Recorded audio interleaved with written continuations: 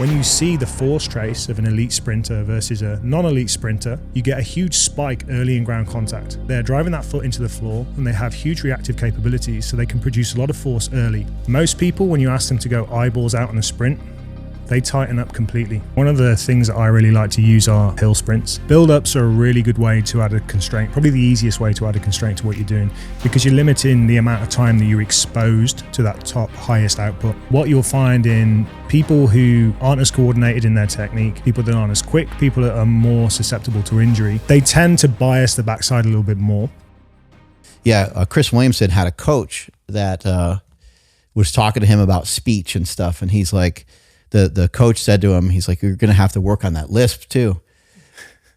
And Chris is like, he's like, the guy's like, yeah, he's like, you're going to have to work on that a little bit. So Chris Williamson is great. He takes a lot of preparation. Like you said, he treats it like an Olympic athlete would. He puts a lot of time and effort into it, and it shows. And then when you put that time and effort into your videos, into your content, people recognize that.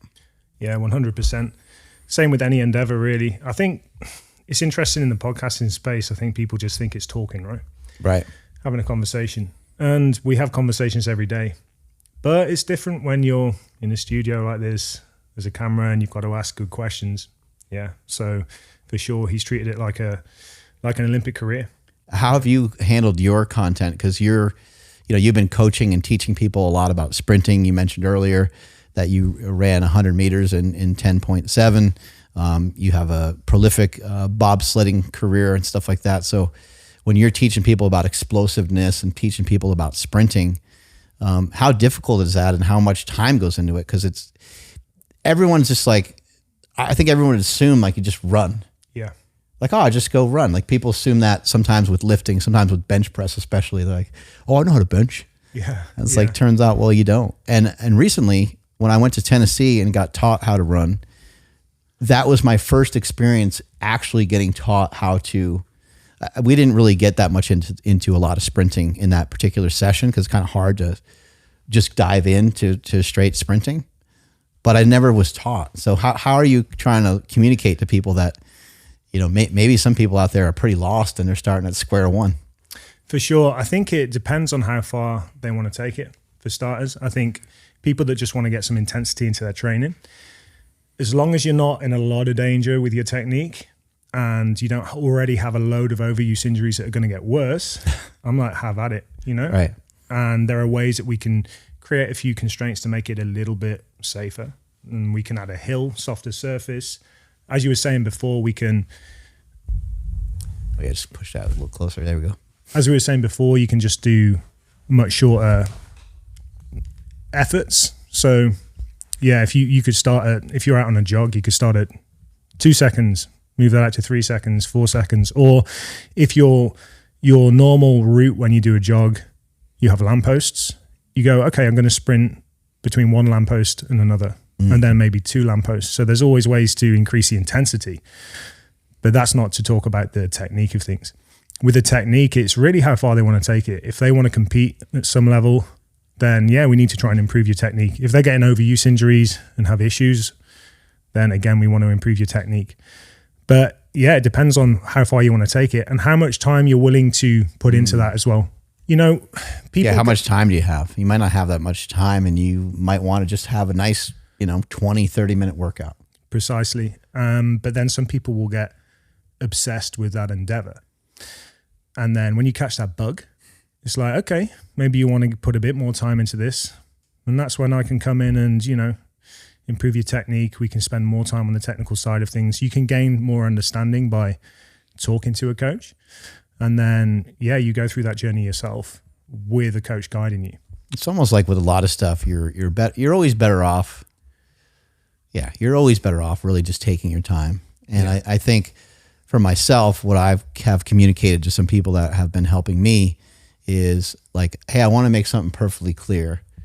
I'm not a specialist and I'm not going to be a specialist. So I can still treat this like it's very important to me, but it's not the only thing I have going on in my life. And I don't mind if it takes time. I'm okay with it taking time. And I think that sometimes for a coach and sometimes for the athlete, both are pretty antsy to get like good results and to start getting them right away. Agreed. One thing I hear about sprinting, which I don't necessarily agree with, I'd love to get your take on this.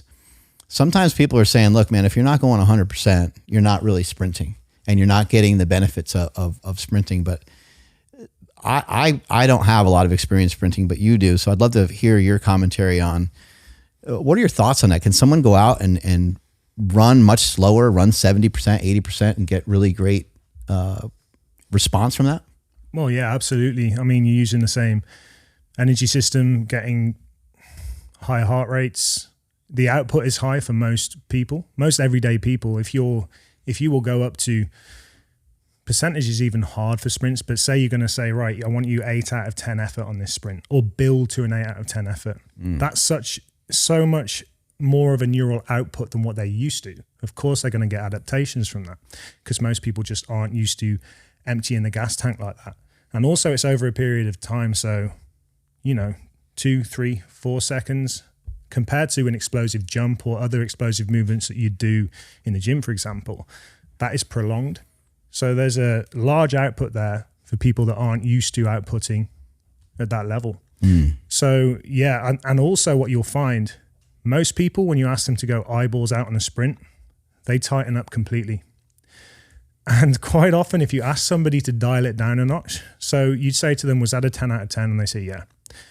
You'd be like, okay, let's go 9, 8.5. You won't see the time change much. For some people, they might even go a bit quicker. Right. Yeah. It's very unusual in that sense because it sounds counterintuitive, but the top sprinters and athletes are able to relax under that duress of top end effort and output. And so that's really hard to conceptualize for most people that aren't used to doing that or haven't got a background in it.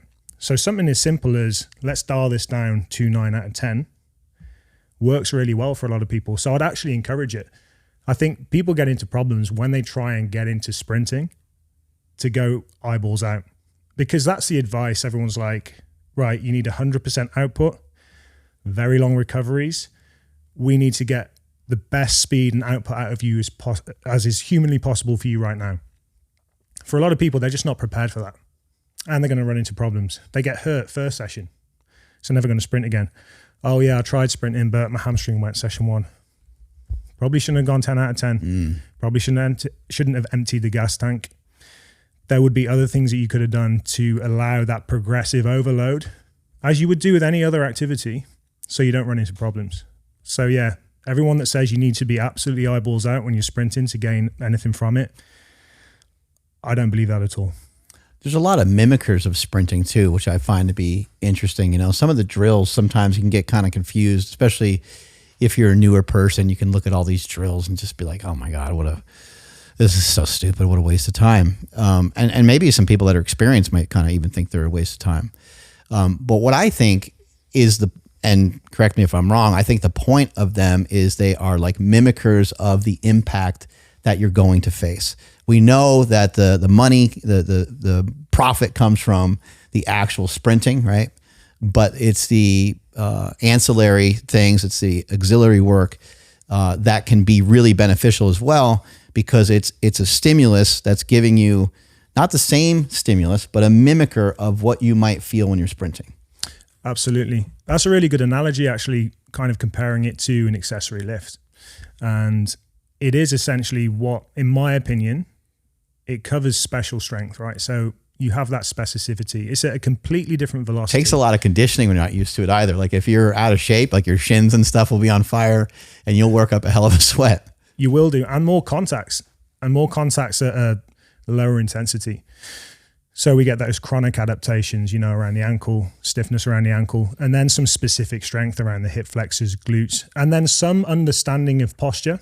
So I think a lot of it is the motor learning, the understanding around coordination. Posture. Coordination, yeah, especially. Coordination is hilarious because they had me doing like a skip type thing where my other leg like just was like straight. Yeah. Like you're running like you're wounded or whatever. Yeah, it does look like that actually. Yeah, I'm glad they didn't send me the video of that because it was bad. Yeah, and when you grow up with it, obviously all of those movements become super easy and super fluid because, I started doing track drills when I was probably 9 or 10 at like the local club. So it becomes super easy. I think you need to know where to start people as well, though, because it's super frustrating. It's like an A skip is probably the most popular sprint drill. An A skip, when you do it properly, you use one side at a time. So you don't get an exchange of the limbs, which is a natural thing to do in a gait cycle. You know, psoas and glute work together, limbs exchange when you walk, when you jog, when you sprint. And then when you get into A skips and marches, that isn't happening. But then that breaks the movement down so that you can feel a little bit more from one side, a little bit more postural stuff. And so if you've got somebody in it, again, it comes down to time frame, how much time you've got to work with somebody. And this is the same with, we've got it here. That's kind of fun too. Yeah. I mean, it's like, again, we realize there's time constraints for some people. This is the exact, hey, kudos. This is the exact thing I'm talking about. You've got the skip or the switch. So that's a skip that you're seeing, or somewhere in between. It really messes with your brain. It really Coach does. is saying, hey, okay, do this way. And then, okay, now do it that way. And you're like, oh. Yeah. And if it's the first time and you've got someone in there, I'm going to go at the lowest hanging fruit. So I'm going to try and make it as natural as possible. The switch is usually the better thing to go with. And, I'll work with football players back at home, soccer players, for all you guys over here. Makes sense. And Football, I agree. Let's just get that out of the way for a Using second. your I feet, agree. right? Yeah, football, I get it. And for those guys as well, I've got a limited amount of time with them. I'm usually there with them in the off season. And you don't want the sessions to be track sessions like 2 or 3 hours for pure sprinters. They've got a lot of other stuff to develop. I'm under no illusion that what I'm doing with them on the speed and explosive stuff, that makes up a small part of what they need to do to be a Premier League footballer. So I'm going to go for the lower hanging fruit, the easier drills, the things that I think are going to make the biggest difference to their posture, their sprint speed, how safe they are at top end speed, hamstrings, etc. And using a load of constraints to kind of force those positions as well. I don't want them to think about it too much. When you start getting confused and frustrated, if you're on that journey, you're going to dedicate a load of time to it. It's fair enough. You can get in there, especially if your personality goes that way and you want to get obsessive with it. You don't mind getting frustrated. We can go into these more complicated drills. But yeah, if you've got a limited amount of time with somebody, you got to be really careful with the drills you pick. When it comes to constraints, that would be a great thing to talk about. Do you think maybe some of your ideas around having the run have some limitations or constraints associated with it could be a really great place for someone to start? Because a lot of people listening are maybe former power lifters, and they might be bigger and heavier people. It might be people that are upwards of 200, maybe 220, 250. How can they could do some constraint running that might be productive for them? Yeah, that's a very good point. So there are a number of things that we can do. If we go to acceleration, I mean, and even really top speed, one of the things that I really like to use are hill sprints.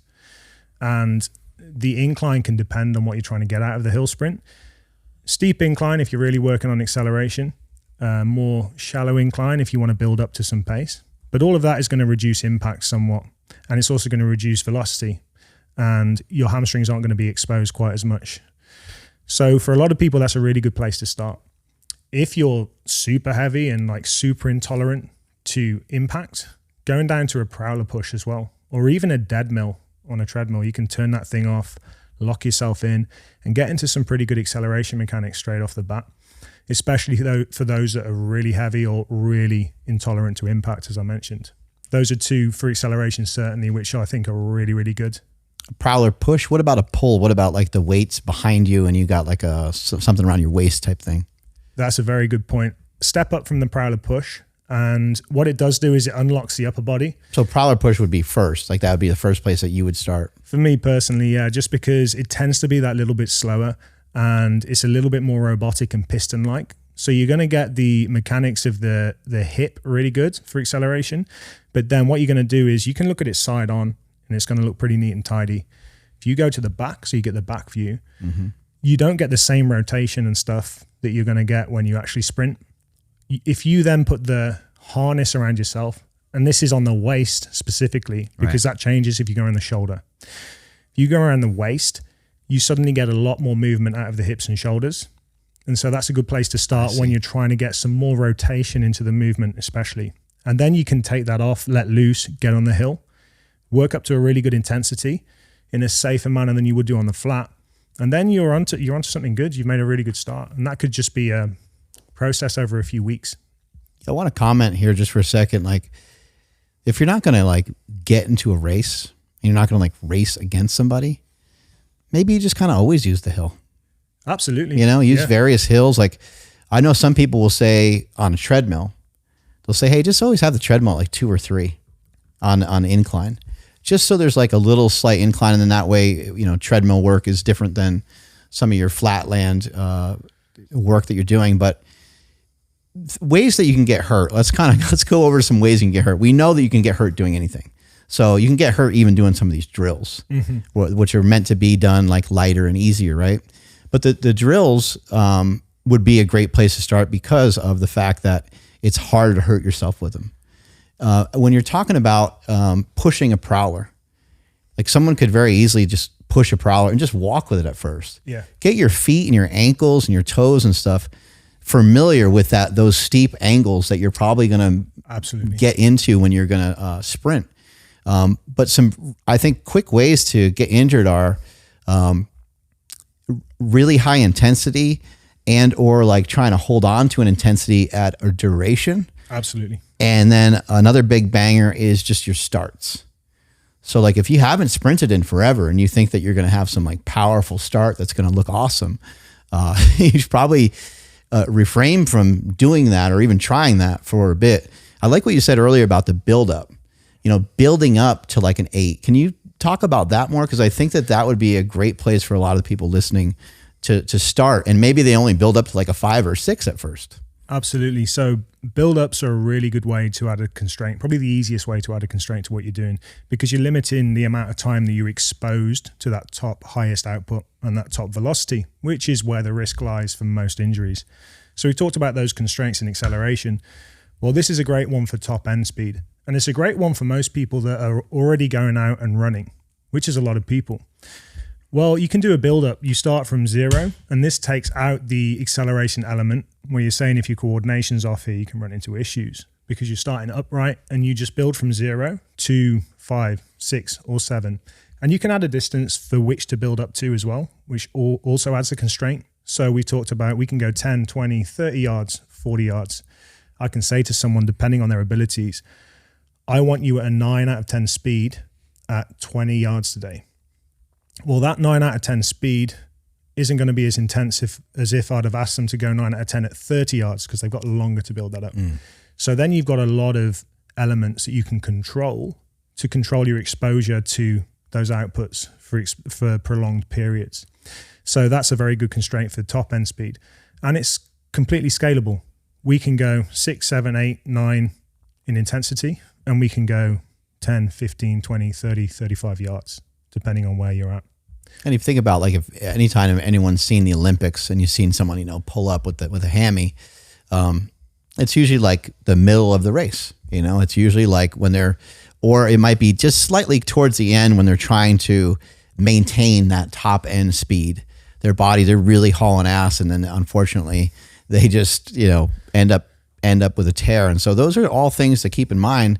And if you do some things with a constraint, if you can maybe get on a American football field, and especially if it's lined, you know, it's got the 10-yard lines and stuff, you can use the whole field, and you could say, you know, from 20 meters to 30 meters, I'm going to pick up my speed a little bit. You can gradually pick up a little bit more and then descend back down on your way down. That's going to be a really, really safe way for you to get engaged in some faster running.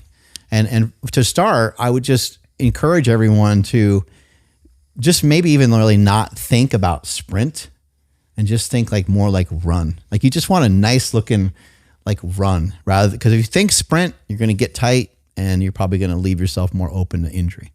For sure. I mean, you can use those zones and you can literally just think you're going to spin a little bit quicker even. I really enjoy those drills as well, ins and outs we call them. So you can use a football field as perfect. You've got the yardage set out in front of you and you're like, I'm going to have a fast, medium, easy, fast, medium, and you just spin a little bit faster in the fast, a little bit slower in the medium, much slower in the easy. And you can go through your exposure to the top end isn't for a prolonged period and you're in a much safer place.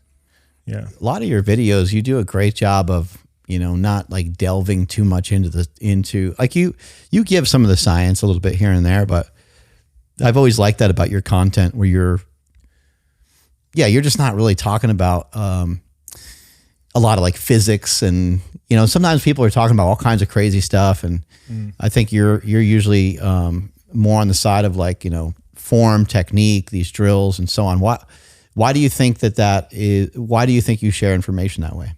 So I started out on the opposite end of that spectrum and was going very, very much into detail. And you just get much further into a niche. So for starters, I was just expanding my platform. So I was able to reach a lot more people if people weren't being put off by the fact that I was using these fancy words for the sake of it. But at that point, my following was my peers, Fancy words and your fake accent. Yeah, absolutely. You developed a hell of a fake accent. It's great. You can't even shut it off anymore. No, I know. Do you know what? That's the first time I've heard this on this trip, but I've heard it before. Yeah. You putting that on? I've heard that before. That's great. Usually when they think you're trying to impress women. It's for views and that. But yeah, I think I really like your accent. That's what everyone always says, right? Yeah, I get that a lot. Yeah. Initially, I think my following was more my peers, right? I was putting out useful information. It wasn't driven from a business side of things. It wasn't really driven from growth. And so that was more creating conversations. And so I go much more into depth with things. And then also I offer obviously coaching for athletes, and I offer mentorship for coaches and people that want to improve their speed coaching. So I'm also holding a bit back because that's something that I'm giving out to the people that are actually coming to me to be taught about this. Yeah. What is it meant? And I found this to be a helpful cue, and I do not even know what I'm talking about. So let's always keep that in mind. And that's just on this show, always and forever, not just about sprinting, but I don't know what I'm talking about. I found it helpful to keep my energy and to keep my form more on the front side. Like I'm seeing you practice here, like some kind of front side mechanics. It just feels way safer to me. Can you, talk about that a little bit more and explain like what are front side mechanics and maybe what are some people, including myself, maybe confused about with some of that? Yeah, so it's pretty simple. Front side is if you think of the gait cycle, so from the pickup of the knee all the way to the foot toeing off behind the body. Whatever happens in front of the body is front side. Whatever happens behind the body is back side. Now, all the best sprinters will get both, of course, but what you'll find in people who aren't as coordinated in their technique, people that aren't as quick, people that are more susceptible to injury, they tend to bias the backside a little bit more. And it's usually because they, haven't got the reactive abilities to put power into the floor very, very quickly. So they need to use more of that time on the floor. Oh, their foot's on the ground longer, so then their foot extends back behind them a little bit more. And you get that big loop behind. That then puts the pelvis into an anterior tilt. And then you get into all sorts of problems. You've got braking on the next stride and the hamstring at risk because it's flying up behind the body and it's extending too far out in front of you as well as you come through that swing cycle. So one thing is, especially people coming from a strength background, you want to be able to use the floor because you want to be able to use your force producing abilities. So you spend longer on the floor, you're trying to push the floor away, and that's a very common cue, especially in acceleration, and it is useful in acceleration. But the floor is your friend in acceleration, it's your enemy at top speed. So what you'll find is the best sprinters, they will use the floor very, very well in acceleration. You've only got to see Olympic sprinters driving out of the blocks and they are raking the floor away on each step. It's like punch the shit out of the ground with your feet, right? Yeah, but they then manage to transition to this very, very fast ground contact time where when you see the force trace of an elite sprinter versus a non-elite sprinter at top end speed, you get a huge spike early in ground contact. So they're driving that foot into the floor and they have huge reactive capabilities so they can produce a lot of force early. That means by the time they get behind the body, the work is done. They can retract the foot through and go on to the next cycle. So for you, it's interesting, I think, coming from that strength background and something that I noticed last time that I was here and seems to have improved somewhat. You're very much stuck in an anterior pelvic tilt. Yep. Absolutely not surprising from a powerlifting background and have a huge amount of ability to apply force. So obviously you want to use the floor. So it's interesting that your intuition took you to being more front side. So there must have been the postural awareness that you knew if you were too far behind the body, you were going into this anterior pelvic tilt. Yeah, it just feels like I'm going to like blow my hips off. Exactly. Well, that's interesting that you had your own postural awareness to kind of realize that was happening. Yeah, because a lot of people don't. Hips under me and kind of like, get that kind of like bucket that they kind of call it, and take my hips and pull them underneath me so they're like dead even with my body, I guess you'd say. Yeah, and a lot of people really struggle to get that. But then there's going to be that postural awareness from your powerlifting background as well. And I think some people don't. They just think that it's going to be a limitation having that background. But anybody with a sporting background where they've had to really think about what they're doing have a better postural awareness than somebody that hasn't done that before. Yeah, so you can apply that. Yeah, and for me, I'm aware like this is going to take time. I'm 48. My hope is that, when I'm 60, I'm sprinting with some really good efficiency. I don't think it has to take quite that long to have like good efficiency. But it's going to take a while, especially because of all the inputs I had in years previous. And you saying that you started at 9 years old, it probably took you until you were like 17 to like, have what people would say good mechanics. You may have been, fast at a younger age or something like that, but to be able to really put it all together is a very challenging thing. And even just when I see videos of myself, it's like certain things I can do. I have certain strengths and certain weaknesses, just like anybody else. When I get on a hill, it feels more natural. The hill kind of feels a little bit like strength training to me. The hill's a hack. Honestly, I keep saying this to people because it's funny. Now I'm getting a little bit older. Obviously, I've got a lot of followers of my own age. The hill's a cheat code, yeah. It is. The hills are a cheat code. There are lots of cheat codes that we can use here. You don't need to be scared of this output or intensity. And I mean, yeah, you're an example of it. We've got you running up a hill here. And also seeing the way your mechanics have changed and become more natural in the last 3 years since I last came here. I know that you were just starting to introduce a few sprints there, going out with Graham, doing some more intense stuff. And as always, there's going to be haters online and stuff saying, oh, it looks like a robot, this, that, and the other. And it's okay. That's what I do look like. Like when I'm watching myself, I'm not like, oh my God, is that Usain Bolt?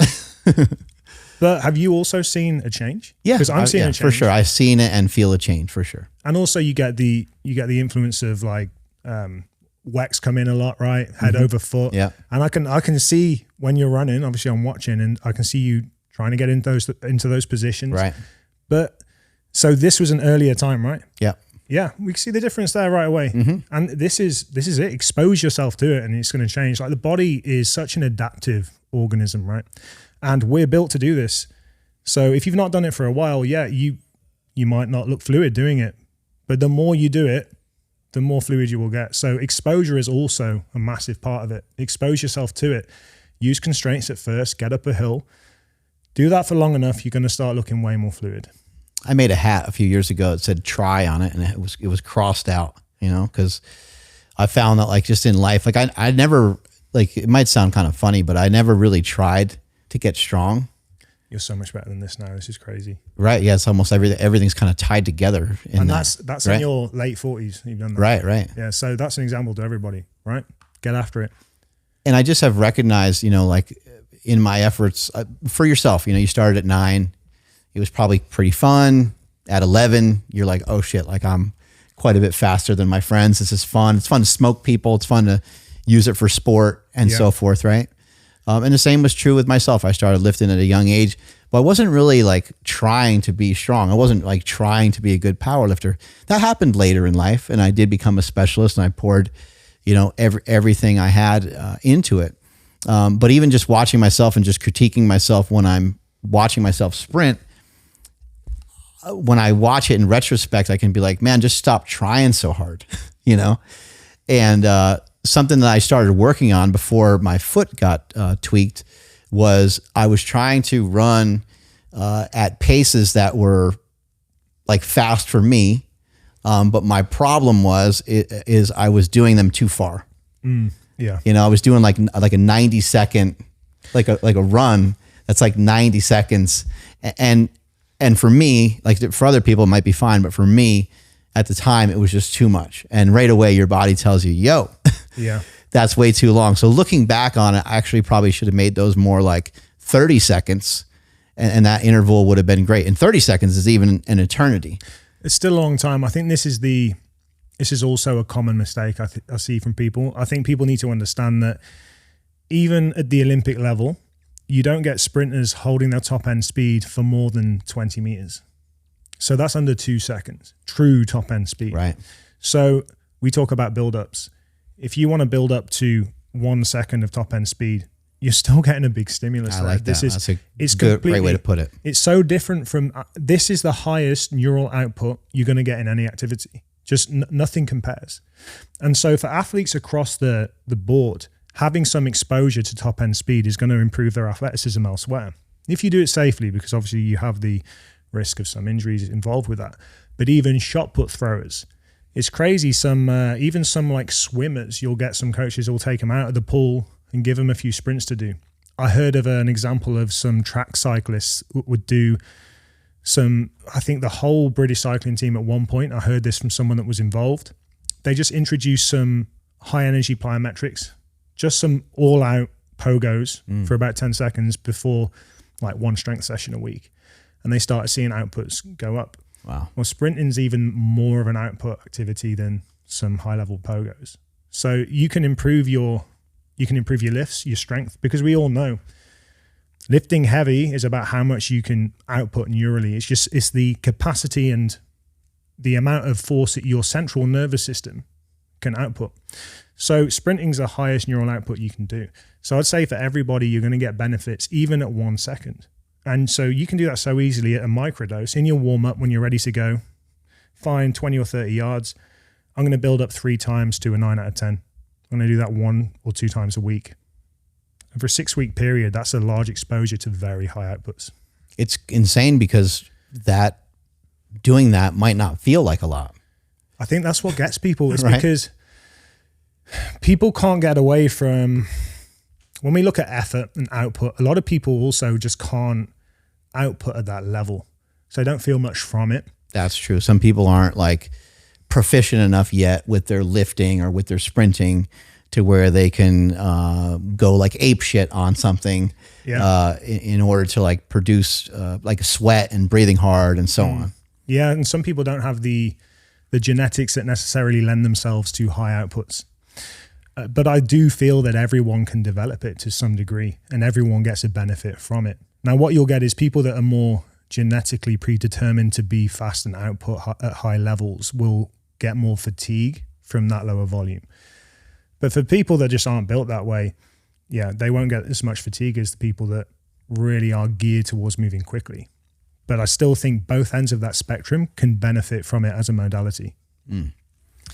I think something that's interesting about you is you've been able to build some size too. Yeah. And that's definitely uncommon with like a runner, you know, someone who's going like longer distances, but someone who's going shorter distances and someone who has the brain and the coaching capabilities that you have, you know, not to overdo it, you know, and you probably still overdo it. Everyone overdoes it here and there.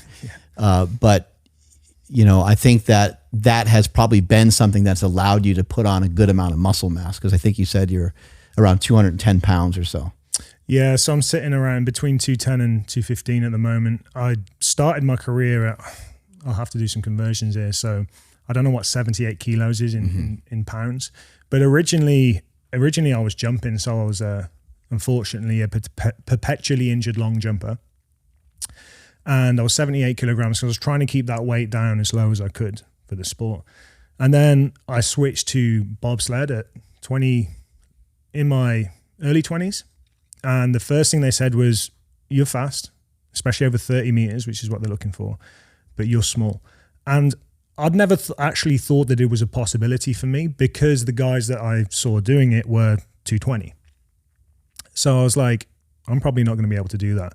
But I still went to a trial because I thought the things that they were doing in the trial, the exercises and the tests, the 30-meter sprint, the standing long jump, the squat and the bench, they were the initial things that we tested. I was good at those and I thought it'd be fun to go along and try. But they had enough faith in my ability to put some size on that they took me on. And in that first year, I put on 10 kilograms. Oh, shit. And that was exactly what you say. That's awesome.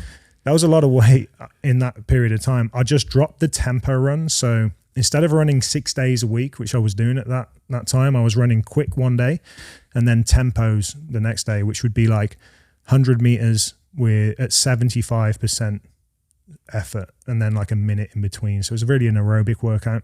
I just dropped the tempo out, did 5x5s, ate what I wanted instead of just trying to be really careful with my diet.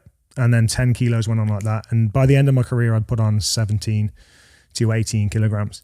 The crazy thing was that first year when I put on the 10 kilos was my biggest ever performance increase in sprints, in jumps, in lifts. I'd literally like... When you weighed the most? Yeah, well, so I'd say my sweet spot was probably about 92 kilograms. When I went over that, there were some things that I found a little bit more difficult, but compared to 78, and I could never have guessed that. Mm-hmm. I'd have never have been put into that situation. I'd have probably spent the rest of my 20s and early 30s trying to keep my weight down, and then eventually being like, I'm tired of being skinny now, and probably going to the gym. Now, it depends heavily on your sport. You know, you were saying for the long jump, you were trying to keep your weight down, and we can make an argument that, oh shit, like we didn't really know if you got stronger and maybe even a little bigger, that you could have even maybe been a little bit better at the long jump. Mm-hmm. But your sport matters a ton. If you were to switch over to do like, say, 800 meters or something like that. Yeah. Well, now we're talking more about like moving around, you know, a particular amount of body mass, right? And there's a reason why, you know, if you were to see 800 meters sprinters or 400 meters sprinters, they're only going to be so big. Mm-hmm. Like it's not like it's unheard of, but it's going to be rare that someone's like 200 pounds or 100 kilos. It's going to be, that's going to be an anomaly. It's not going to be the norm. I will never go to a doctor ever again about my general health. All they want to do is put you on pills. Really well said there by Dana White. Couldn't agree with him more. A lot of us are just trying to get jacked and tan. A lot of us just want to look good, feel good.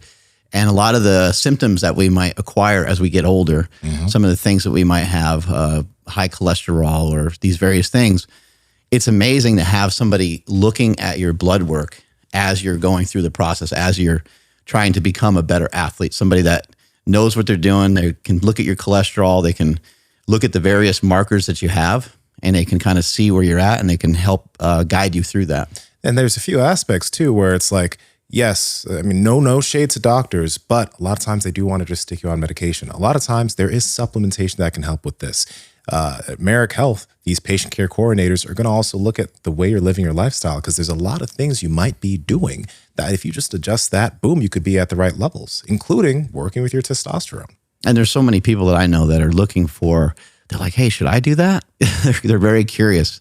And they think that testosterone is going to all of a sudden kind of turn them into the Hulk. But that's not really what happens. It can be something that can be really great for your health, because you can just basically live your life a little stronger, just like you were maybe in your 20s and 30s. Mm-hmm. And this is the last thing to keep in mind, guys. When you get your blood work done at a hospital, they're just looking at like these minimum levels. At Merrick Health, they try to bring you up to ideal levels for everything you're working with. Whereas if you go into a hospital and you have 300 nanograms per deciliter of test, you're good, bro, even though you're probably feeling like shit. At Merrick Health, they're going to try to figure out what things you can do in terms of your lifestyle. And if you're a candidate, potentially TRT. So these are things to pay attention to get you to your best self. And what I love about it is a little bit of the back and forth that you get with the patient care coordinator. They're dissecting your blood work. It's not like you just get this email back and it's just like, hey, try these 5 things. Somebody's actually on the phone with you, going over every step and what you should do. Sometimes it's supplementation, sometimes it's TRT, and sometimes it's simply just some lifestyle habit changes. All right, guys, if you want to get your blood work checked and also get professional help from people who are going to be able to get you towards your best levels, head to merrickhealth.com and use code POWERPROJECT for 10% off any panel of your choice. For sure. Yeah. So yeah, there is, if it had been probably any further than 100 meters that I was looking at running, I think it would have been much more difficult to do it at that speed, at that weight, sorry. But then I had teammates that went through the same thing. I had teammates, obviously it's a big transition sport, talent transition. So predominantly track and field, football over here, rugby in the UK. You get the odd thrower, the odd weightlifter. And so you got some guys that were very, very high end track and field coming over who put some weight on and improved One of note is one of my teammates, Joel, who he came over with a PR of 10:49 for the 100 meters at 80 kilograms. And he kept doing track in the summer. 6 years later, he ran 9:96, third fastest at that time of any Briton in history. And he was 93 kilos, I think. Yeah. So he'd put on 10 to 13 kilos himself, and he got quicker too. Now, I'm not saying that'd work for everybody, like certainly not. But I mean, it's one of those things. If we hadn't been thrust into that environment where we needed to be bigger, we just probably would have never known. Yeah, and these are also, we're talking about individuals that have to pass a drug test and so forth. So if someone's to take like a cycle of steroids or something like that and, gain 12, 15 pounds, because you can gain 12, 15 pounds in a really short period of time. Whereas when you're doing it naturally, it's a little harder. I know you said you had that little boon of weight gain.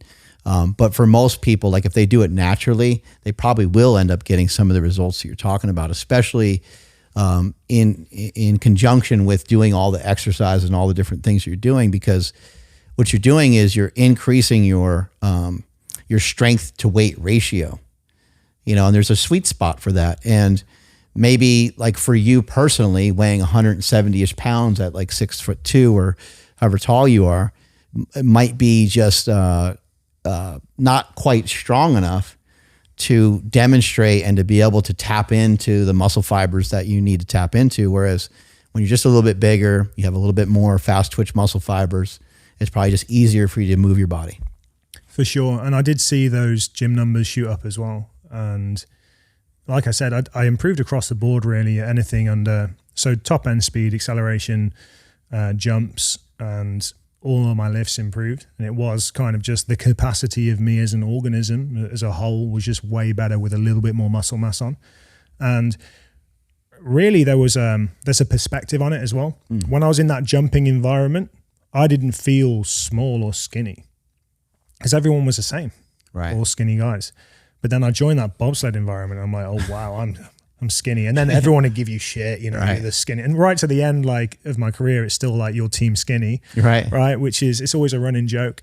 And so then you get that kind of peer pressure as well as the coaches to put some size on, and the size goes on. And then you're getting pulled into man tests in the gym. And suddenly I'm coming in the gym as this kind of skinny, kind of fascial guy, and everyone's power cleaning stupid numbers. I'm like, I've got to get my numbers up. And do you know what? I got them up. Yeah, I got them up. Not to as much as some of my teammates, but some of those numbers were pretty good for my body weight. What kind of weights were people doing in some of the Olympic lifts and stuff like that, and some squats and stuff? And what are some of your numbers and some of what you've seen? Yeah, because it does take a ton of strength to be explosive. It does, yeah. So there were some freaks around. I mean, the biggest power clean I think I've seen in my squad, so in the British squad, is 180 kilograms, 250 squat. Kind of Olympic squat, ass to grass. Couple of decent benches. Looking at, by our athletic standards, they were kind of decent. 175, 180 kilos. Bench press, something you guys utilized quite a bit? Yeah, I mean, honestly, I loved the bench press. I really loved it. Probably, I know Ben Johnson was a big fan of bench pressing. Yeah, and I think that probably influenced me. I was big into the Charlie Francis forums and stuff coming up, and I often use that bench as a kind of potentiator, and I've still used upper body lifts as a potentiator. I think they're great the day before you want to go out and get some sprints and some outputs in, because you're not frying your legs, but you're still getting that kind of nervous system stimulus. And I think the bench was, I did a 160K bench, which for me was pretty good because I was at about 90 kilograms body weight then. Best squat was 200, 150 power clean. So not bad, not like not at the standard of some of my teammates. We did have you seen the Kaiser squat, the air squat? Yeah, those things are great. So we were really lucky in that we got sponsored by Kaiser, and the team still is. And Dennis Kaiser, he actually came out to visit. It was super cool. I think he wanted to find a sport where there was some real pure output, so we didn't have too much noise in the background with the numbers. And so they could get a real good amount of numbers here on a few of their machines, one being the air squat and one being the leg press, because they were just trying to get some normative data on all of that. And bearing in mind these Kaiser squats are in every college in the US pretty much, in most NFL teams. I think unless it's been broken since, one of my teammates still has the records for the wattage there. I held it for a small period, and then my teammate beat me, unfortunately. But yeah, we were getting some ridiculous wattage out of those air squats, and that's a great bit of kit, really good bit of kit. Some of these machines that they have in nicer facilities are really cool. It's cool to be able to see those metrics, because especially like some like pro baseball players, basketball players and stuff like that, the weight room's not their favorite thing, you know? Yeah. And, it's sometimes difficult for guys to like squat with each other. One guy might be stocky and really strong with a squat. Yeah. And they got like, go ahead. Yeah, that's 510 watts, I think. And I'm sure one of my teammates got like 5.4 or 5.5. I got 5.2 on that. So I think, this is a previous record they're showing here. And two of my teammates are kind of in the 5.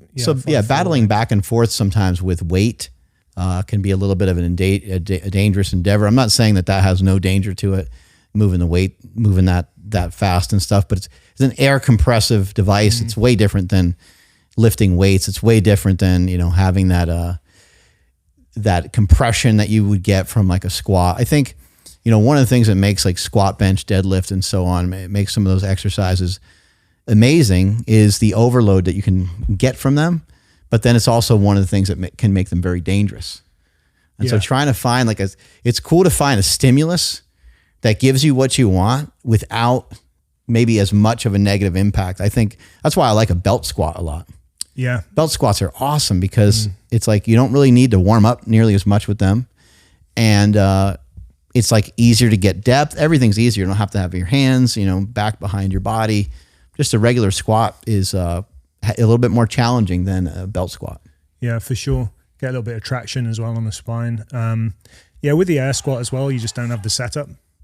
You just jump in and press it up to a weight and go through. So I think it can be very good in that manner. And then you get the wattage output. When athletes can see what they're outputting, they get after it. Yeah. Do you think, you're with your strength training and gaining weight and getting faster, do you think you just had kind of the perfect marriage of lifting, the right amount of lifting with the right amount of explosive exercises and sprinting?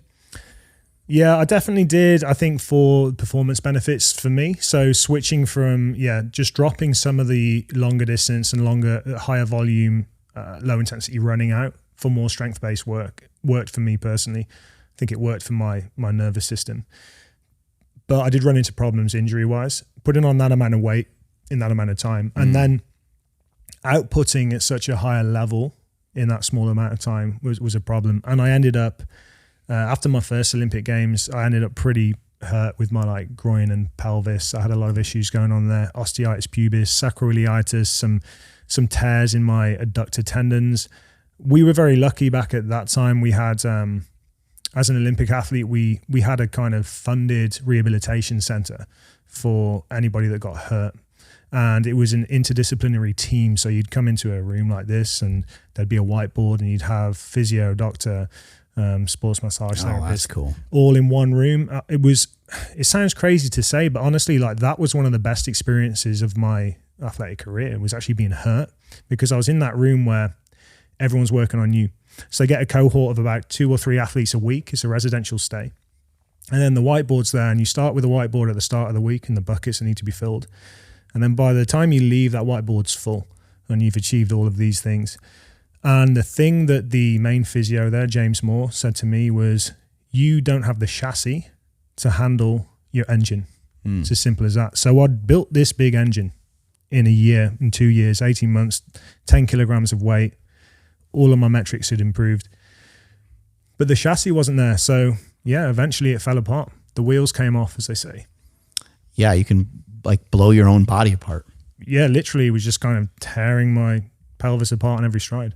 I think that's what happens to a lot of powerlifters and stuff too, that go out and try a sprint out of nowhere. They did build a fairly powerful body. They do have a lot of fast twitch muscle fibers, and they can figure out how to activate them to some degree. But they activate them and stimulate them in a way that they're not used to on something like a sprint, and they blow a hamstring out. Yeah. on like day one of trying to go for a run. Yeah. Well, I think there was a really famous video of, is it Larry Wheels on a curved treadmill? Yeah.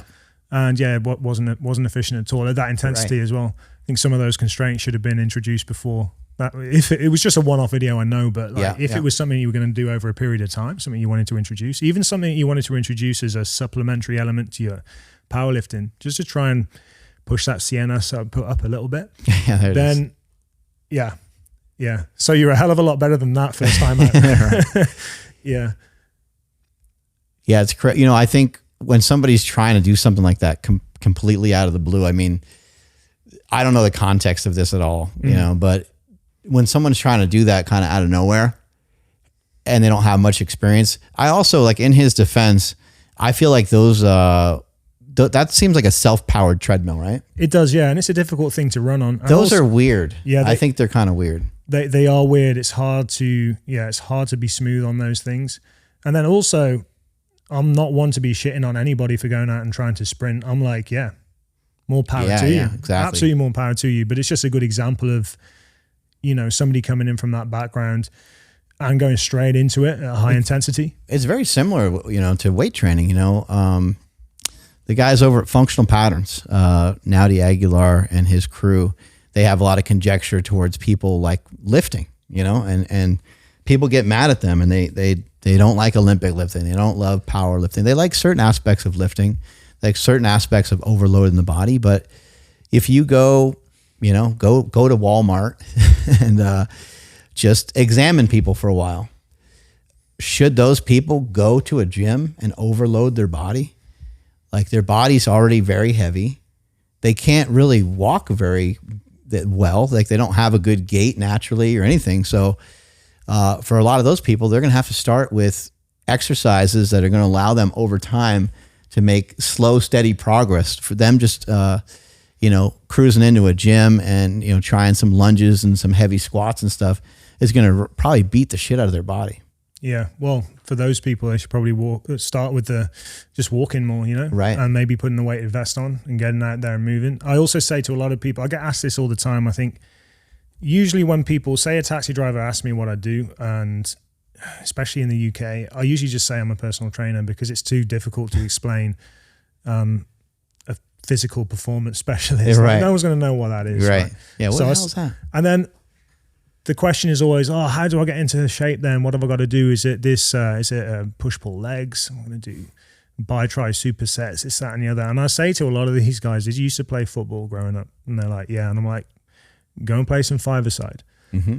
Find something that's fun that you can get into. Because first and foremost, get moving, burn some calories, and make it feel fun.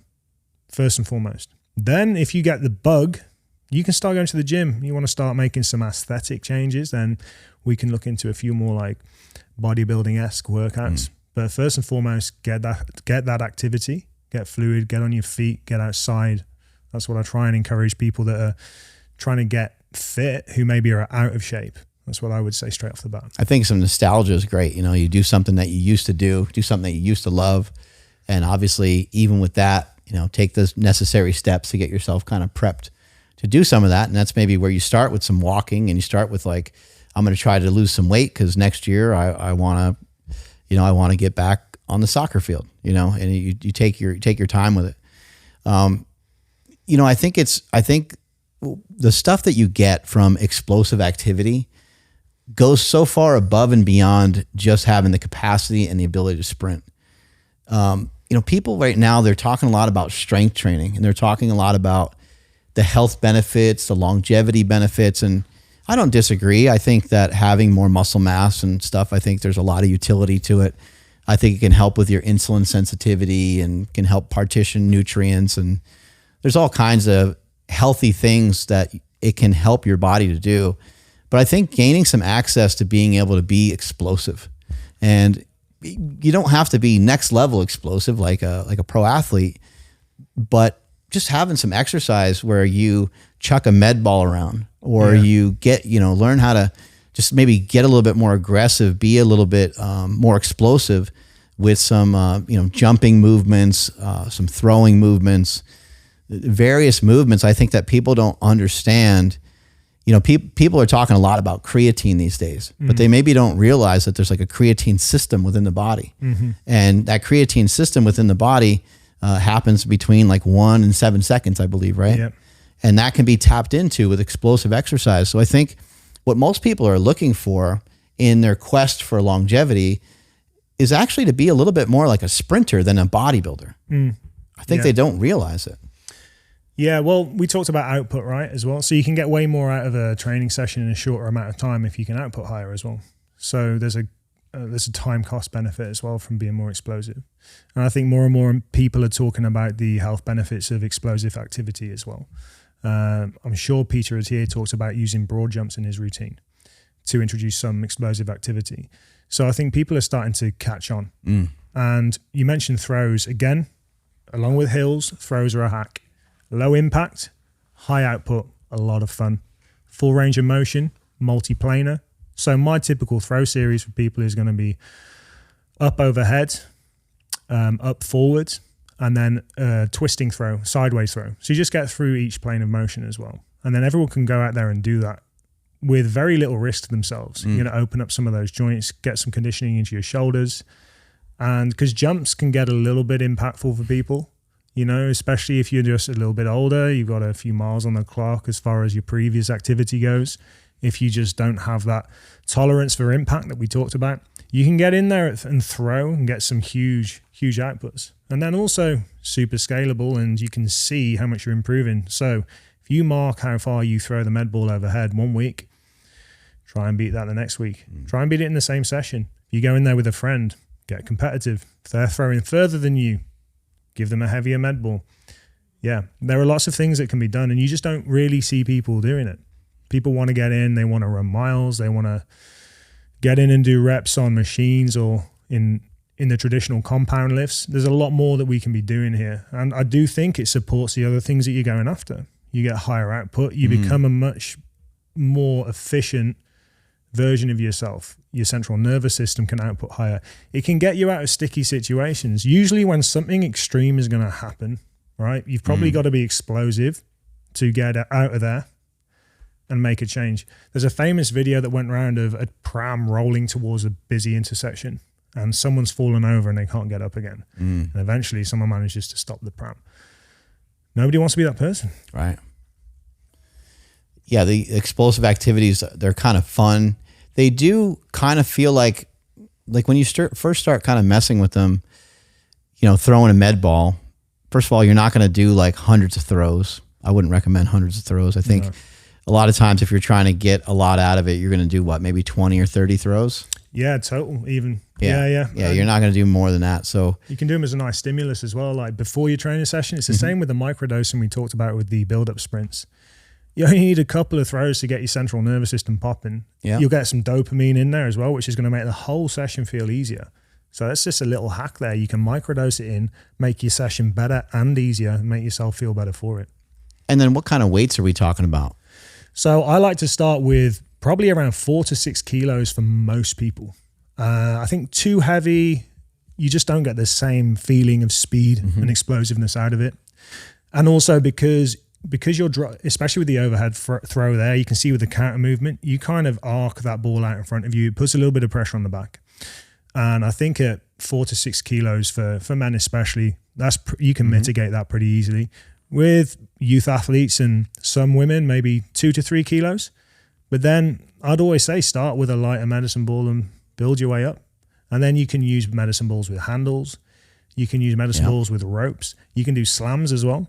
So you can do repeated slams if you want to. We talked about, you know, more of a prolonged exposure to that output. You could do multiple slams into the floor against a wall. And yeah, you can get one brilliant session out of that. It's a way to get into some jumping too, because if you do like a scoop throw, you know, where you throw behind your body and you kind of take the ball like a kettlebell, as you throw and extend, you can jump if you want. You can. And then even the loading of the medicine ball, it's a slower jump. So you don't leave the floor. You reduce the impact, but you're still getting that stimulus into the system when you want to eventually jump afterwards. So it's a real good introduction as well. Like you may not even need to move past the throws, depending on what you're going for. But then if you want to push it, you can then add a couple of jumps in as well.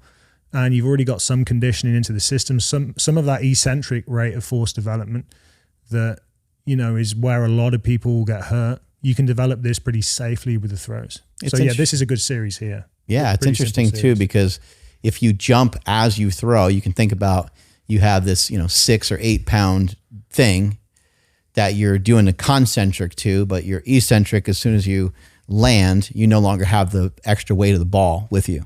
Exactly. Yeah. So there's an advantage to that too, where it's like the landing sometimes is where someone might get hurt. Now you just have a little bit less weight when you're landing.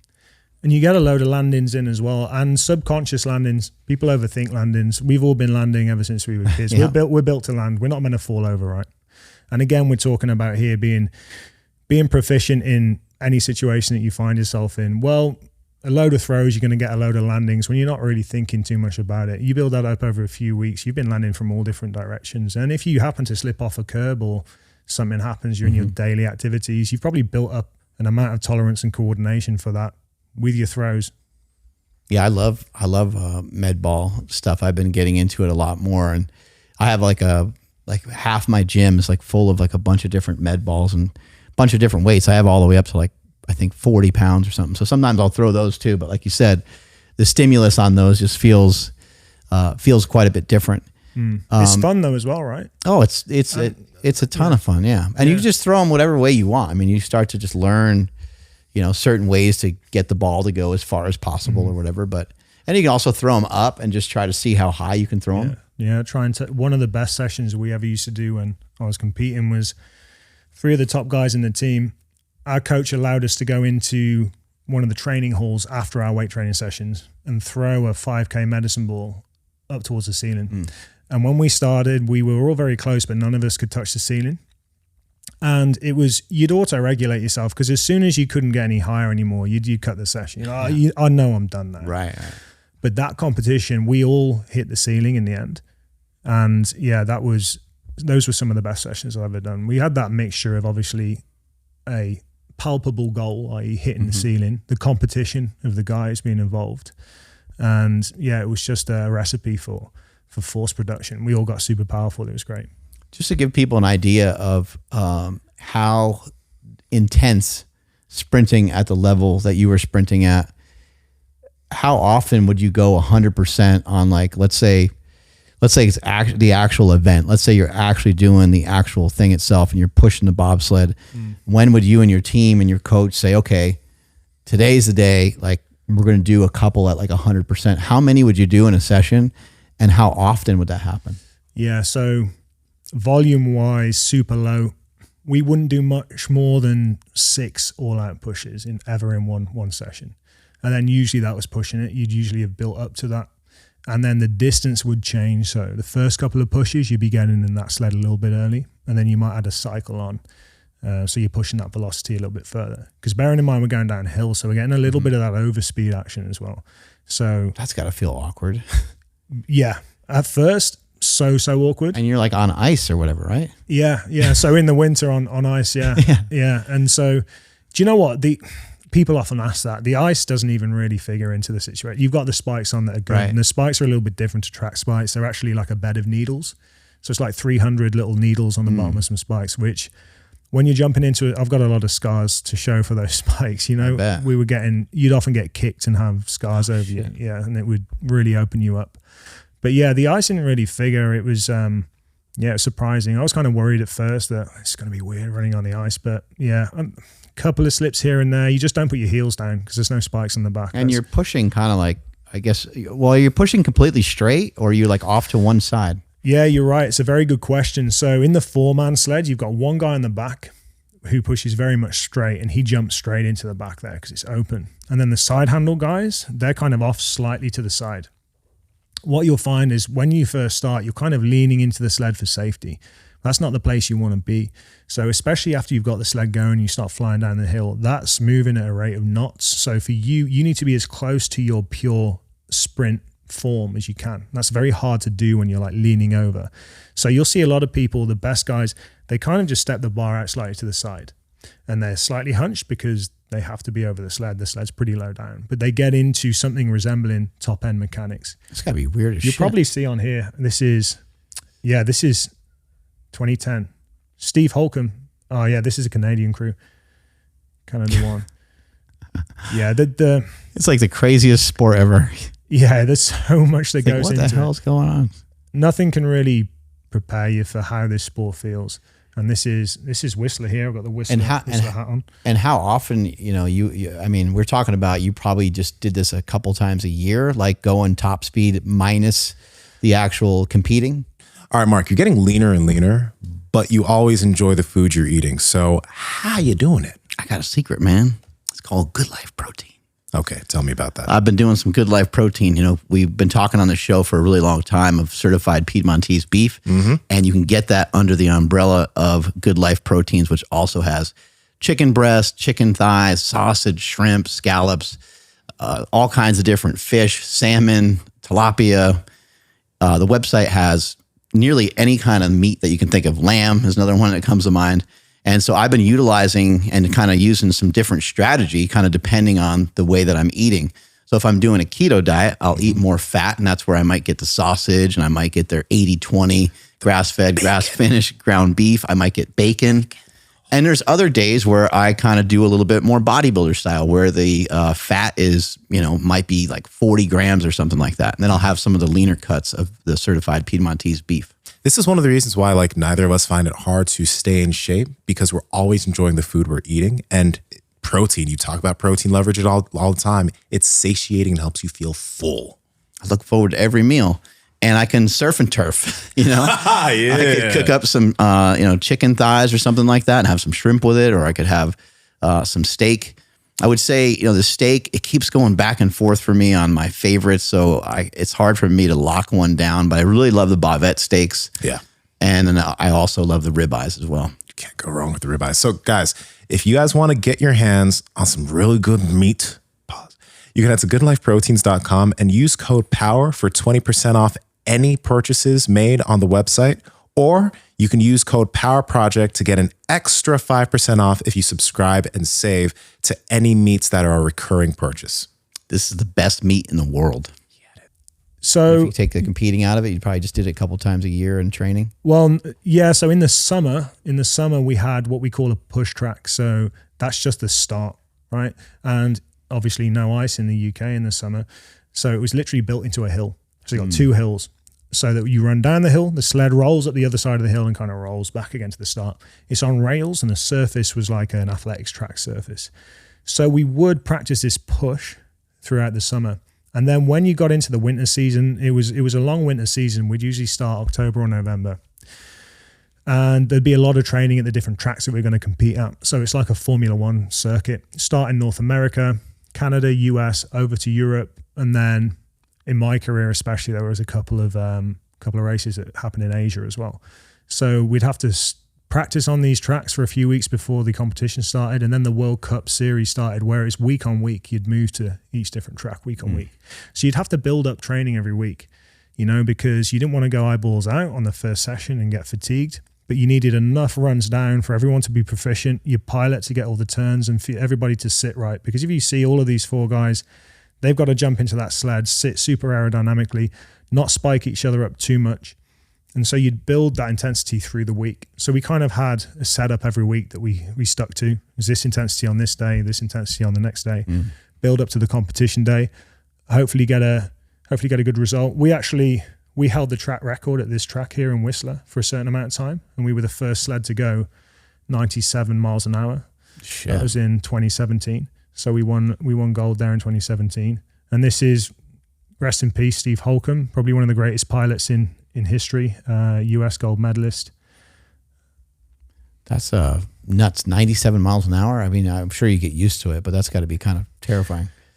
Yeah, that was something. That track there at Whistler, yeah, that's something. But yeah, that was by far the fastest that we ever went, 97 miles an hour. The irony was the sled we had some of the teams like Germany that had so much technology and research that went into their sleds. The sled that we were in, it just had some soul to it. I don't know what it was, but the frame in the sleds, these sleds are essentially a metal frame or chassis, and then you have carbon fiber around the outside. And we had new carbon fiber on this sled, but the chassis was, I think, some of the people that were competing were younger than the age of the chassis. And nobody knew why this chassis was so quick, right? We had people from F1 coming out testing it. We had McLaren supporting us, and they had devices on it. And they're just like, yeah, this chassis is the one. And they could never tell why. It was interesting. It was so old. It was an old type of way they used to produce metal, I think, in Germany. And also there's a story that the factory that it was built in got burnt down. So all that was left from this factory was these metal chassis all lined up because the carbon fiber had gone. Shit. So maybe it had been like heat treated by the fire. Who knows? But that held the world record, that old chassis, for a few years. Yeah. It was like a good luck charm. It was. Yeah. It did. Yeah. We got some good results out of that old sled. Yeah. And when it comes to like regular sprinting, maybe just, going full blast on like a track or something like that, that was probably something that wasn't done that often either, right? It depended on the athlete. Honestly, some of the guys what you've got is a sport where you got big guys that have put on a lot of weight that can output at ridiculously high levels going out and sprinting. So you do run into, they used to blanket ultrasound scan all of our Achilles and patella tendons. Everybody had tendinopathy. Everybody, even if you didn't feel it, they were just like, yeah, it's everywhere. Because it was just all of these like 220-pound guys running at top end speed and at good speed as well. And so for some of the guys that were really struggling, they would limit the amount of times they sprinted. But there were some guys that would be sprinting, at least once a week throughout the whole year at top end speed. Wow. Yeah. It was impressive. Yeah, very, very impressive. Some of the top end speeds that were being outputted and demonstrated as well. Even off some of the guys that weren't. We had a couple of guys that were still doing like the dual athlete thing, like competing in track in the summer and then doing the bobsled in the winter. But yeah, some of the guys like Big Bruce Tasker, one of my teammates, he was a former 200-meter runner, but transitioned very early into bobsled, and he was 110 kilos, and he'd ran a flying 30 time. Any of the track people that are listening, I think he ran a 280 flying 30. So he's probably capable of a 10-2 or 3 at 110 kilograms. I had a guy, Toby Alubi, who's now on the British version of Gladiators. He was 117 kilos. He ran 10.6. So damn. Yeah, there was some freaks knocking around, yeah. So you mentioned earlier, some stuff about like Pogos. We talked a lot about med balls. We talked a lot about like hills. Maybe you can talk a little bit more about like Pogos and maybe some other things. Like I'm trying to give the audience like maybe kind of like a handful of take homes from you that are things that, you're Ben the Bounce, you're a legend, you're unbelievable with what you're able to do, and your capacity has been built over a very long time.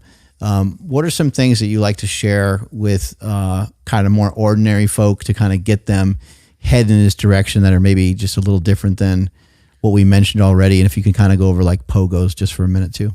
Yeah, sure. So Pogos are a pretty good introduction to plyometrics. But I do like a box jump as well. The reason I like a box jump is you just reduce the landing impact and you give people an ability to just produce a very high output and go for something to aim for, essentially. I like a lower box to land on those so they're not just tucking the hips early. This is for people that are just coming into it. So just start with a mediocre height, something that you can jump on very easily. Exactly, yeah. And then people have the confidence to apply the force first. Then with Pogos, the issue is I think people just go too high intensity too early. And really it's the ability to kind of bounce along without too much effort, which is where you get some of the benefits of Pogos. But then also if you're doing the speed work away from the gym, for example, you don't necessarily need them. So good to put in your warm up just to start developing some stiffness, get the body in tune with getting off the floor very quickly. But it's a good thing to dose in if you're not getting those contacts elsewhere. So if you want to start sprinting and you're worried about how well your patella tendons, your Achilles are going to take to it, a good way to start introducing some of that load and some of that reactive ability is with some pogo hops. What you can do, and something that I really enjoy, is doing them multi-direction. You go forwards, backwards, side to side. And then you start developing some of those abilities in those different planes of motion. And you also start developing some of the musculature that works in those different planes of motion, especially around the ankle. You get people getting into those Achilles issues. And a lot of that comes from their gait. You get people who overpronate, they just dump into pronation. Well, when you start getting some of those lateral pogos in, you start working some of the musculature, the tib post, the perineals, things that are going to stabilize the ankle a little bit more and stopping you dumping into pronation. Probably also, getting you some ability so that you don't turn ankles as well, developing those muscles that stabilize the ankle, also helping your ability to avoid injuries there as well. So I would say multi-planar pogos as something to get into sprinting, to develop some tolerance in a tissue that's going to get overloaded by sprinting. Yeah, it's not a bad thing to start off with. But what I would say is, if you are already sprinting, you've got to remember that you're adding more contacts to that soup, as we call it, that recipe. If you throw a load more contacts in there and they're high intensity, then you might start getting grumbly tendons. So you'll be careful with it. You'll be cute with it. I like what you were saying about the box jumps. I mean, that makes a lot of sense. You're jumping up onto something higher, so you're not landing on the ground, reducing a little bit of that impact.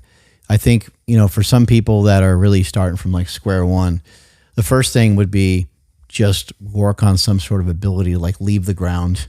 Exactly. Yeah. If you're heavy and overweight and haven't like explored any of this in a long time. Even seated box jump. I mean, that's the reason. Yeah. The reason I first ever came on the show, right? It was a video of me doing a seated box jump, and I think it probably resonated with you because coming from a background in powerlifting where you did a lot of box squatting. Yep. I'm very used to that position, and you're very used to exploding out of that hole. So for somebody from that sport, great place to start. And just jump straight in the air. Like, don't even worry about like landing on anything. Just you can go straight up. Yeah. Jump straight in the air, and if you can only get off the ground just a couple inches, and that's a couple inches more than you've gotten off the ground in a long time, probably, if you haven't jumped in a while. And you produce that force quickly when you're not used to producing it quickly. So that is one way to kind of segue towards some more explosive activities. I found that jumping is just fun, and I find like once I got a little bit more confident with jumping, I'll jump over like multiple things. And then you're like, oh, this is kind of neat. And, it feels awkward at first. It feels a little bit scary, but having just the ability, I like to have capacities. And one place I need to work myself into is being able to hop a little bit more on like one leg. Like I can mess around with it a little bit here and there, but I'm not great with it. And they think if like, okay, you're going to try to build up some really good, you're going to working on, building up to be like a pretty proficient like sprinter. Well, you better have that capacity to like, put a lot of force on one foot. So there's just a lot of like little things that you don't really think about. Who would really think that like, oh, just, jumping up in the air and then, jumping up the air on 2 feet and then landing on 1 foot. You wouldn't think that there's some sort of great athletic feat or anything, but it's demanding. It's way more demanding than you might think. Hopscotch is a good place to start. We talked about pogos. They can get a bit boring. You can do some hopscotch. Right. You see kids doing hopscotch, and you can do hopscotch forward. You can do it backwards, and that's a really easy way to go from 2 foot to 1 foot. Because hopping for plyometrics, that's the final boss, in my opinion. High proficiency, high output hopping is it's very, very hard to coordinate. It's a lot of impact, and you can run into issues there. You can certainly do it at lower intensity, and I think that's fine, but a hopscotch is a great place to start if you're not used to this stuff. Stu McGill was on Andrew Huberman's show, and they talked about skipping. Stu McMillan. Still Stu McMillan. It's funny, everyone keeps making the same mistake. Yeah. Stu McMillan. Yeah, probably where I picked it up from. Yeah. Stu McMillan was talking about skipping, and what are some of your thoughts on that? Yeah, so as a segue from jogging to sprinting, it's a really good thing to be able to do. The contacts are a lot quicker, and you're getting a little bit of that final swing cycle into the floor. Okay, so you've got to be active into the floor, and it's more explosive. Ground contacts are much, much quicker. So it's a really good way to develop some of the attributes you need to sprint. So skipping in a warm-up, and it's gone completely viral. I think Stu said the furthest he has skipped is 10K. And I was telling you just earlier, because of some basic things that are going on with my knees, I struggle to jog for any amount of time because my knees swell up. But I can sprint and I'm okay. I can also skip and I'm okay. And what my physio, Gordon Bosworth, said to me was, as a sprinter, he just doesn't like sprinters jogging. And you'll see it with, I think, some of the videos of Noah Lyles warming up. he'll stride the straight, walk the bend, stride the straight, walk the bend. And I think it was the same with Usain Bolt. They didn't even used to jog laps. So a lot of coaches are going, there's no point in the sprint and jogging. Now, that probably isn't going to resonate with a lot of the audience. I want to be able to do both. But if you've done a lot of jogging and you want to sprint, skipping is a good thing to do as a developmental activity, but also as a warm-up as well. So you can do your jogging lap, that is fine. But then if you do some skips and you build that intensity up, and it's also a great introduction to plyometrics. So I'll say for a lot of people that want to do plyos, probably even before or beyond Pogos, skip. Okay, it's less impact. It's more natural because everybody's skipped, and that's a natural gait cycle we would do during a jump. You can skip for distance and you can skip for height. So it's a great developmental activity if you want to get into more explosive work, plyometrics and sprinting. Yeah, one of the I mean, sprinting is an amazing thing to get into. But yeah, I think most people listening could probably figure out a way to skip. Maybe it's been a while since they've skipped, but they could probably figure out a way to like mimic some sort of skipping. I think so. I mean, everybody skipped at some point in the playground, Right. And it might feel odd at first. And if you don't care too much about what people think of you, Right. you can just go out and skip. And also, if you're at a track or you're training at a football field or something, it's not unusual seeing somebody skip in a warm-up, right? So if you're feeling a little bit self-conscious about that, you just got to remember you're in a place where people are going to do that anyway. You're going to get long jumpers and triple jumpers doing it at a very high amplitude as a developmental drill. Yeah, maybe skipping 10K around the streets of Davis might look a little bit different, right? Yeah. But yeah, we're not all Stu McMillan, right? Yeah, I think some of the conjecture against some sprinters jogging is, and even like football players and stuff, they communicate this in a lot of different sports where they want you to be explosive.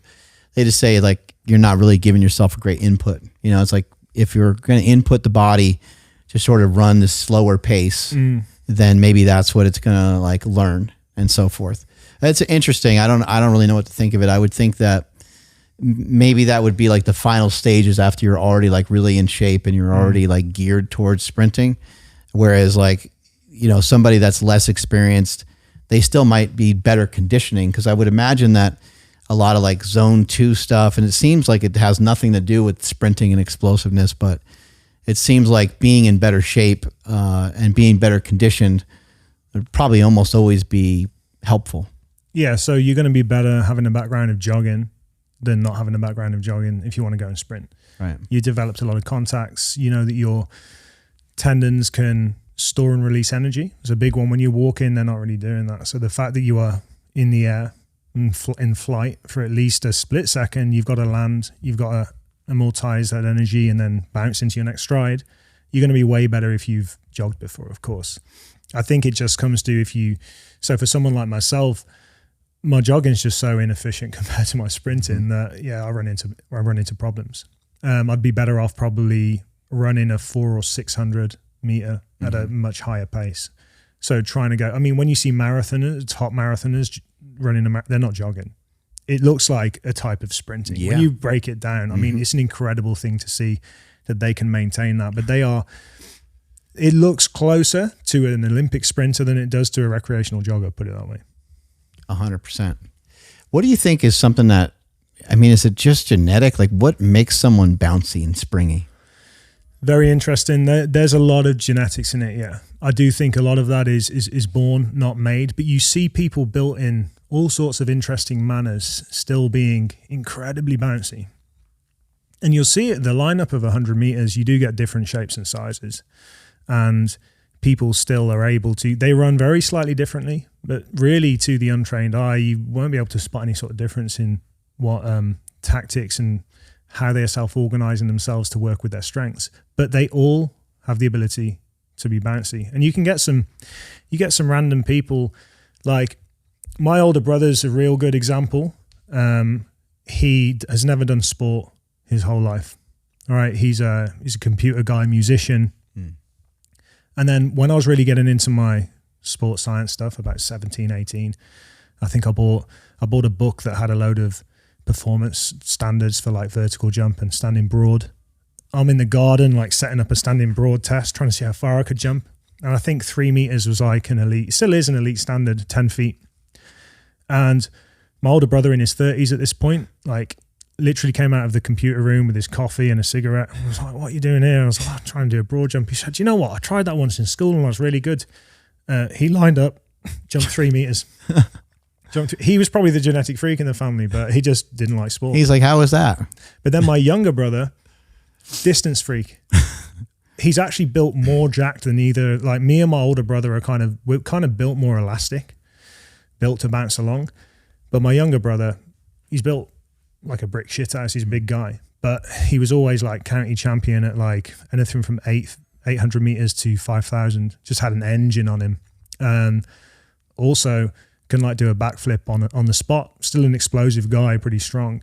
But it's just interesting. I think there is that kind of pure spring that you see. There is a genetic factor to it, and really with the elite in that area, they do have a similar kind of body shape. You know, they do tend to be a bit skinnier, narrower rib cages, smaller joints, longer tendons. You do see that, but that's not to say that people who aren't born that way can't have those abilities. Because, like I said, you see a 100-meter final lineup. And even indoors, if you see the 60 meters, maybe even more so, you're going to see some very different body shapes there. A lot is being talked about with fascia. You hear people use the term all the time. Kind of my basic understanding of fascia is that I think that we know a lot less about it than what is communicated. And so it gets to be really confusing. I talk a lot about like myofascial release and stuff like that. I don't know if that's truly what's happening, but I know that when you put like a lacrosse ball like under your foot, you know, it causes like a pain, but it also can kind of help mitigate pain and help the area to just feel better. Yeah. And maybe there is some sort of release going on, maybe there's not. But like, what do you know about fascia, and what are some of your thoughts? Because it can be kind of confusing sometimes.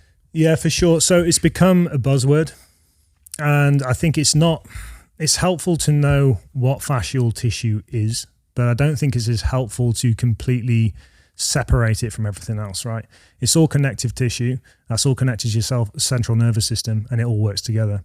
Like we can kind of pigeonhole fascial driven versus muscular driven athletes. And I think that that's useful in putting them in a bucket and knowing what inputs work better for those guys. But I think it would be very hard to prove that one set of guys is using their fascia more than the other guys that are using their muscles. And then you get the people say tendon driven versus muscular. Well, no tendon's going to work without the muscle attached to it as well. As far as myofascial release goes, I mean, I have seen in my career people that react very differently to that type of therapy than others. Me personally, I reacted very, very well to it. And a really good example that you gave with the base of the foot, the plantar fascia, I was having trouble in that rehabilitation center actually that I mentioned before with rotation through my thoracic. And the physio that I was working with at the time there, Andy Walling, I think he was at his wit's end with how he was going to get me to rotate through this side. And he said, you know what, I'm going to try one more thing. Probably not going to work, but... And he went into my foot and I could rotate. Oh, wow. I was like, wow. You could rotate through your rib cage. Yeah, through my thoracic. Yeah. That's some of their foot. Yeah, because he went into the plantar fascia. Yeah. So I don't know the ins and outs of that. I'm not a physio and I'm no expert on fascia either, but I just know that some of those, I think we need to separate the performance side of fascia from the therapy side of fascia there, because I think some people do seem to, and even some people seem to react better to hands-on treatment than others. Some people would argue that's just psychological. Like if you are more likely to believe something, then maybe somebody putting their hands on you is going to make a difference. So the fact that he said to me, I'm going to try one last thing. And I was like, okay, right. And then that just gave me some sort of placebo effect. That could be the case. I mean, it doesn't matter because the effect was there, right? It doesn't matter. But I think it's just going to be something that's very, very hard to prove either way. But then the contribution of the fascia to movement, when you see people, especially top performers, moving, they do seem to be flexing and bowing into where we see fascial slings and lines, right?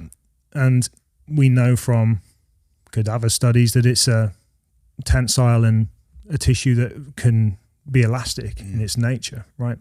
So yeah, no doubt people are going to use it. And then there's this argument that the signals across fascia are going to be so much quicker than elsewhere, because it's like a taut drum, right? Where if you hit the drum anywhere else, somewhere else is going to feel it immediately, which is completely different to how we understand nerve signals going throughout the body, even just from the spinal cord and back, like the cross extensor reflex. If you step on a pin and then your other foot comes off the floor, that's not gone to your brain. It just goes spinal cord, back, boom, pain signal. We know, I think, up until people were doing this research on fascia, we thought that's probably going to be the quickest signal you can get. But where the research will probably go is how the fascia relates to how quickly we get this information around the body as well. I think it's super fascinating. And I think also another fascinating thing is the fact that everyone has an ability to move explosively. And, you know, to your point about somebody stepping on like a nail or somebody or slipping, you know, you slip and you could be 75 years old and you can move really quickly off of slipping. And hopefully you can move quick enough to save yourself from falling. I think that maybe is what happens sometimes we get older. Can't see as well and your balance and stuff is thrown off, and maybe your ability to catch yourself, maybe you're not as strong. Like there's a bunch of different factors, but I find it interesting that everyone can move explosively and quickly. It's a matter of trying to figure out how do we tap into it. Absolutely. And then how do you tap into it? Like you can tap into it with certain types of training. Definitely. That's a very, very good point, because all of those abilities that you mentioned are based around reflexes. So it's the fact that signal is just going to the spinal cord and back really, really quickly. So they're just subconscious. And then we think of all the training we think about is very, very conscious. And I think that harks back to the fact that I do encourage people to go out and play and be in a little bit more of a chaotic environment. And even some of the stuff we do, we talked about the medicine ball throws with the landings and stuff like that. All of the landings, and when you decelerate after throwing that medicine ball, that's all going to be reflexive actions at the Achilles and throughout the body there. And developing those is probably going to play into having all of those explosive abilities away from just doing a weight room routine. Yeah. And I think this is where this athletic stuff that I think people stop doing. I mean, there's some crazy quotes about the amount of people that actually sprint after high school. Oh yeah. Like none. Yeah. Zero. Yeah. And you're robbing yourself of, these are incredible evolutionary abilities, right? That have been hardwired into us to keep us safe. And we end up just completely neglecting them. I think everybody's doing themselves a bit of a disservice there, especially considering they're probably more fun to do than the training that you used to do. Yeah, right. Yeah. I think, you know, anyone that's on like a weight loss journey or something, it'd be really great for them to be able to possess some capacity to run. Yeah. You know, I'm not saying like, hey, if you're, 400 pounds, go out and run. What I'm saying is during your weight loss journey, have that be the main thing that you're going after. Because if you're going after running, then that means you have to be like an appropriate weight to be able to even handle any sort of running. And I'm not even talking about really running like miles or anything, but just be able to figure out a way to jog around a track one time. Yeah. Well, 400 meters. I think I've seen you recently mention like a walk run. Yeah. Oh, those are great. Yeah. And they're fun. Yeah. Because you can, if you go out for a walk and you just, you are overweight and you're intolerant to running, you can run for 3 strides. Well, you're already moving forward, right? The quicker you go, your body wants to go into a running gait. So then you just pick up for 3 strides and walk again, right? That becomes 5 strides, 10 strides, 30 seconds, a minute. And then you can shut it down and walk again. Yeah, there's so many ways that we can do this, but I think, there's just a barrier there because people are intimidated by the fact that, they see running, right? Social media. Right. You've got all these hybrid athletes doing crazy things. You've got ultra marathons and, the world is so small now that we're exposed to all of those incredible performers, right? And I think that gives people a little bit of an intimidation getting into anything outside of their comfort zone, which is a problem, right? Because we want it to be the opposite, surely. We want the fact that the world has opened up to all of this information to make it way more easy to people to step into that realm and be fitter, better versions of themselves. I'm starting to develop a little bit of a theory about fascia more recently as I've been learning and trying to just consume more information and learning about, non-native EMF and Wi-Fi and Bluetooth and all these different things that can potentially cause some harm to the body. it seems like most of the things that cause harm to our ability to move and cause like stiffness have to do with sort of the body drying out. I believe they say like when you're a baby, like you're like 80% water, and then every year after that, you're drying out over a certain period of time. I mean, it even looks like, you know, someone who's older might look more like a raisin, right? So I kind of think that what's happening is there's some people, even when they're younger, that maybe develop an injury, or maybe they are exposed to like a bunch of whatever modern bullshit that's out there, microplastics and so forth. And I think what happens is I think it puts like a kink in our hose that gets our vasculature, our hydration to all these different parts of the body. And I think tightness and or injuries, I think kind of shut down or siphon off those areas to no longer get the amount of fluid and nutrients that they need. And then so you go to like move your arm, like, man, I can't move my arm, you know, above my head. You start to lose those ranges of motion, and just that part of your body, it's almost like it's kind of dead. Like that part of the body is not going to have an ability to recover, because the human body has like almost infinite capacity to recover from all kinds of stuff. It will sort of heal itself from all kinds of stuff. It won't heal itself from like a tear necessarily, but even your bones, you break your bones, you know, the doctor's like, okay, I'll give you a cast, and they have good luck, you know, and the body heals itself. So in order for the body to heal itself, though, we can't have this kinks in our system. And I think the myofascial release can provide some of that. I think corrective movement and stuff like that, maybe some PT done correctly, might be able to allow, you know, some of those nutrients and some of that flow and some of that fascia to stay like the rest of the fascia in your body, because your whole body isn't messed up. It's just like that one particular area, maybe a couple areas, depending on what you have run into in your life. Yeah. Do you know what? I sometimes wonder this around flossing modalities. Voodoo Oh man, flossing is like a miracle. Yeah, absolutely. It always has. Blows your mind. Never been able to explain why it happens. And I always thought it was something to do with, well, fascia, whatever it is. You're tacking down layers of tissue and like compressing them and trying to make them slide over one another. And yeah, a good case in point was, you know, I've had pretty sore knees for a long time, and they would get very cold. Knees would get very cold. And I remember one of my physios would feel the knees and be like, yeah, they're pretty cold. There's something going on there. You know, you're not getting the blood flow that you need to that area. And yeah, doing some flossing stuff they'd feel a load better, and they'd suddenly be hot. Same with my Achilles recently. Before you go on, where did you floss specifically to help your knees? Yeah. And where did your knee hurt? Yeah. So basically it's general. The progression this usually takes with athletes, jumping athletes especially, is in your 20s, it starts off as patellar tendinopathy. Okay. So you can target it. It's in the patella, or it could be Osgood-Schlatter's in younger athletes, maybe quadricep tendinopathy, but it's usually patellar tendinopathy, and you can pinpoint exactly where it is. You can ultrasound it. You can see it in the patella. And then that tends to just develop in your 30s into general patellofemoral pain. So it's more of just a general soreness. And would you wrap the actual knee, or did you wrap up and down? Me personally, I don't wrap the knee, because the way I looked at it, it was like, I want the adjoining tissue just to be loosened up. Yeah, so I don't think, it hasn't been my experience. I haven't seen anyone actually wrap the literal knee. They usually wrap above or below. Yeah, so I go above and below. And do you know what? I have seen people wrap the knee, and I'm like, I don't really want the... Yeah, I kind of think you can hurt yourself that way. Well, yeah, I don't want the patella being smashed back into the knee, because that's where a lot of the pain is. So I go above and below, and then I'll just go through a full squat. And then I got this off Ben Patrick in the early days before he blew up. He sent me a system probably in like 2016 or something. And one of the main things was the 50 like bottom up squats, the 50 Hindu squats right in the bottom in a floss position. So I'll do those in a floss position, and then that'll give me enough analgesia, pain relief. The knees will be warm. It really is like night and day. And you do both. Would you do both legs and then do your squats kind of, or you just do one leg at a time? But if I've got two bands, do both at the same time, wrap it up.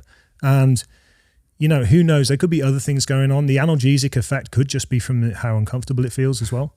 But then I've also found it in the Achilles, and like I never thought it'd work at the Achilles. I just didn't see it. There was not as much muscle tissue around there.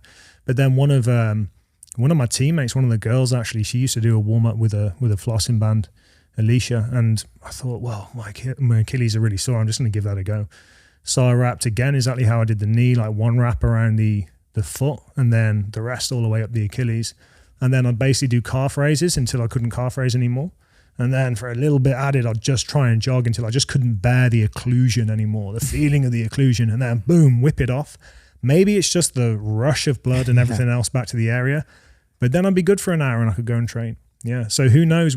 Again, it's one of these things like you said earlier, there's so much we don't know about that fascial system. So Mark, you have been loving wearing these PUVAs for a long time. Why is it that you like these shoes that look like this? I'm trying to get my feet to be jacked. You know, I think it's funny how sometimes people will, when I wear these shoes, they're like, oh, those are different. And I'm like, well, maybe you should blame God because this is the human foot. This is the way that it looks. But PUVAs are awesome because it's going to allow you to train your feet and train your toes and allow for that toe spread because you got the 5-finger toe thing going on. It's like put on a glove for your feet. It feels amazing. It's like walking around with toe spacers. You know, we've been working on our feet for a long time now. You always hear the benefit of people talking about like these tribes who have gone without shoes forever. And they have this toe space and have these amazing feet. And these shoes will allow you to just passively get that back by walking around. You don't realize what a disadvantage you're at when your foot is all clumped together from the football cleats or soccer cleats or whatever else you were wearing when you were young. And so it's nice to be able to splay your toes. In addition to that, though, one thing I love about PUVA is the fact that it's not a regular barefoot shoe. I do love barefoot shoes as well, but it also has appropriate padding. And when you're stepping on some crazy pebbles and rocks and different things, like when I'm out on a run, some terrain is a little different than others. I don't have to be worried that I'm going to get some sort of stabbing, crazy thing happening to my foot because it has an appropriate amount of cushion underneath the foot. And guys, PUVA has a lot of different styles on their website. I think one of the newest styles they just came out with, which is a little bit more of a rigorous shoe, is the Strand ATR. It's not these are the Strands, but the ATRs have a little bit more. If you want to go hiking with them, you totally can. Those are amazing. If you go out, throw those on and go sprint on a field and your feet feel so strong, grabbing the grass and being able to actually grab the ground with your foot feels amazing. I'm more of a chill guy with my PUVA, so I like the Zen slip-ons, but that's the thing. With PUVA, there's a lot of different options. So if you head to PUVA.com and use code POWERPROJECT, you'll be able to save 15% off your entire purchase. And they also have toe socks. Their 5-finger toe socks are no show, so check those out too. How tight would you wrap and for approximately how long? Yeah, very good question. So with most things, I usually overdo it. So I'd wrap it pretty tight. And then really it was to tolerance. So I agree with that. I think I think that you should wrap it so hard where you're like, oh, I don't know if this is a good idea. Yeah. I think that's how hard it should be wrapped. Yeah, for sure. And whether that is just putting more pressure on, that soft tissue or whether that's the occlusion of it, who knows? Maybe it's both. All I know is that it worked for me. When competing is your livelihood, you'll find anything to make everything better. Right? I didn't really care why it was working. I just knew that it worked for me. That flossing band comes with me everywhere. Comes with me everywhere because it's just saved me so many times. Same thing I have in my backpack all the time. Yeah, exactly. Shoulders, for people with shoulder issues, it can work brilliantly as well. It's just, it's one of those things. And I don't know how they're going to prove what happens.